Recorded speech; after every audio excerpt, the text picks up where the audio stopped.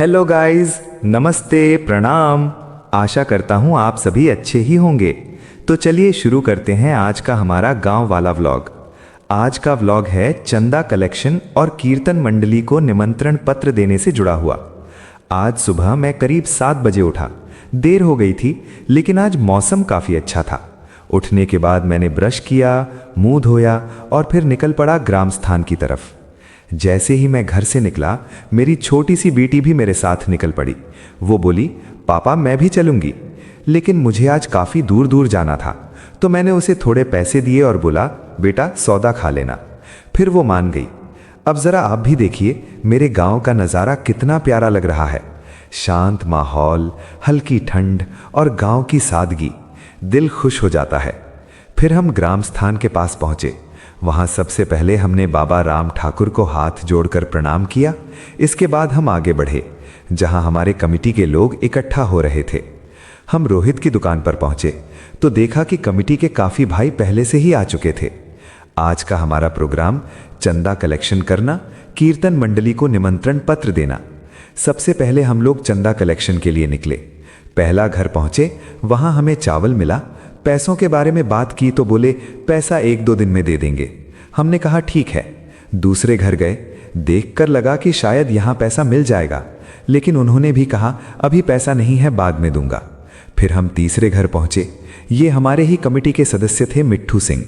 यहाँ हमें पूरा चंदा मिला और आप देख रहे हैं इन्हीं के घर में हाल ही में उनकी बहन की शादी हुई थी और यही वो मंडप है जहाँ कन्यादान हुआ था।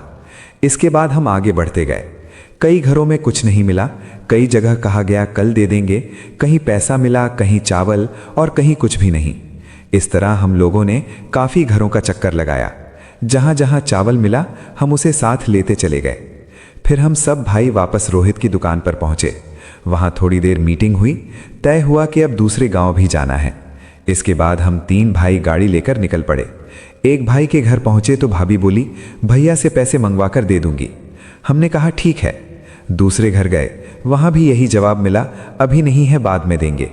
तीसरे घर में अपने ही आदमी थे। उन्होंने भी कहा बाद में ग्राम स्थान पर दे आएंगे। हमने कहा ठीक है। फिर हम लोग दोबारा रोहित की दुकान पहुँचे। थोड़ी बातचीत हुई और अब बारी थी कीर्तन मंडली को निमंत्रण पत्र देने की। हमने बाइक निकाली और निकल पड़े। रास्ते में एक भाई मिल गया तो हमने बाइक छोड़कर सिटी ऑटो ले लिया। ये ऑटो सुबोध का है। थोड़ी दूर आगे गए तो एक और भाई मिल गए। उन्होंने कहा मुझे खाद छोड़नी है। हमने सोचा चलो इससे भाई की थोड़ी कमाई भी हो जाएगी।